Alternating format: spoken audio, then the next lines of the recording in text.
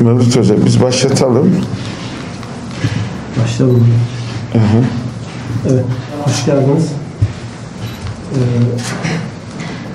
İHA İnsani Yardım Vakfı'nın 10 yıldır devam ettiği Afrika'da 100.000 katarak hedefinden sonra bütün dünyada 100.000 katarak hedefi çerçevesinde bugün Memur Sen İstanbul İl Başkanlığı bu kampanyaya destek vermek üzere bir protokol imzalayacak. Katarak bugün dünyada önlenebilir körlük nedenleri arasında 1. sıradadır. Şu an itibariyle hem Dünya Sağlık Örgütü'nün hem de İslam Kalkınma Bankası'nın önlenebilir körlükle mücadele noktasında katarak ameliyatları, katarak tedavisi 1. sırayı almaktadır. Bu konuda Memur Sen İstanbul İl Başkanlığı, Sağlık Sen Birinoğlu Şube Başkanlığı ve Sağlık Sen Birinoğlu Şube Başkanı üniversiteler başlangıç olarak bugün 240 tane katarak ameliyatı ve yıl içerisinde toplam 1000 tane olacak şekilde hedefimiz verdik. Kendilerine teşekkür ediyoruz. İHA İnsani Yardım Vakfı da bu kampanyada bize destek verecek ve ana sponsorlarımızdan birisi olacaktır. Evet.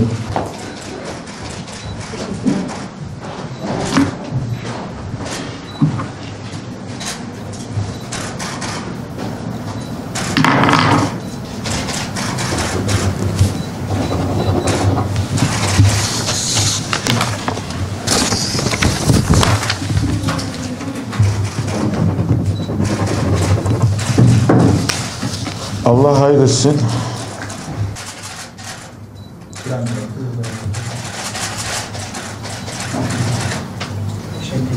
Bu kadar protokol çerçevesinde İstanbul'daki hastanelere Sağlık Sen Birinoğlu Şube Başkanı Memur Sen İstanbul İl Başkanlığı afişlerle üyelerini duyuracak ve bağış toplayacaklardır. Sağ olsun başkanım. Evet. Gerçekten tabii Türkiye'de herhangi bir göz hastanesine veya herhangi bir hastaneye gittiğin zaman yarım saatte lik bir operasyonla dünyası aydınlatan insanların yıllardan beri karanlık bir dünyada hayatını idame ettirmesi gerçekten bizim insanlığımızı unuttuğumuz, biz acaba yaşıyor muyuz, biz mi körüz, bunlar mı kör düşünmemiz gerektiğini ifade ediyoruz.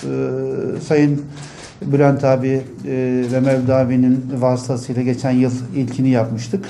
Ben oraya gittiğimde gerçekten insanlığımızla utandık. Tabii ki eskisi gibi değil artık. Yani eskiden diyebilirdin Afrika'daki görmeyen insanın halinden nereden bileyim, nereden duyayım. Eğer televizyon ekranını değiştirmiyorsanız, başka kanala zamping yapmıyorsanız bütün dünyadaki aleni her şey ortada.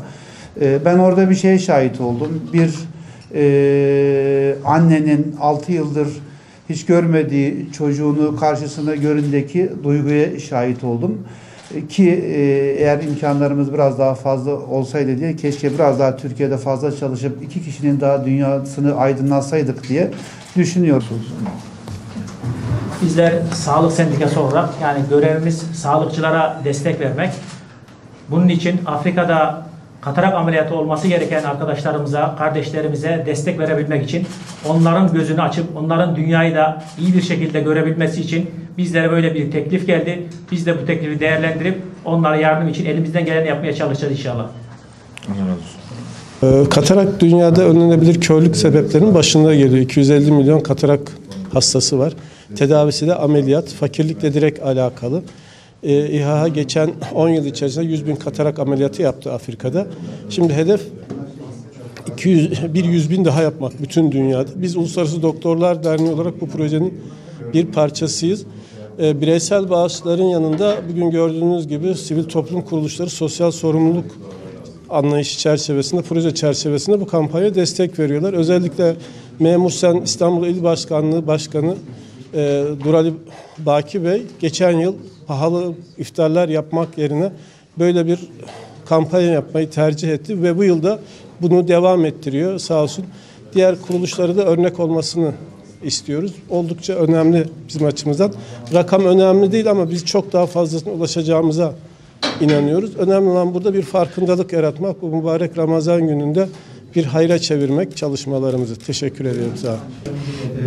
İHA olarak dünyanın dört bir yanında hayır hizmetleri yaparken özellikle Afrika'da katarağın çok büyük bir sorun olduğunu fark ettik.